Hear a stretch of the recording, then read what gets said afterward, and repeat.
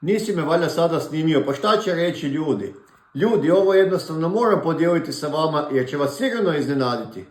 Što vi mislite, da li je normalno jesti svaki puta kada malo osjetite glad, to jest slušati svoje tijelo? Možda bi onda jeli čak i 10 puta dnevno. Ljudi obično misle da su gladni, a u stvarnosti samo im je dosadno. Ali pazi sad ovo, ako ti nije dosadno i ne jedeš iz dosade, možda si jednostavno samo žedan. Jer kada smo dehidrirani, tijelo nam daje signal u obliku gladi. Zapitaj se koliko si zapravo vode danas popio, a odgovor koji ćeš dobiti mogao bi te iznenaditi. Znači, kada te opire glad, možda ti je samo dosadno ili si jednostavno samo žedan.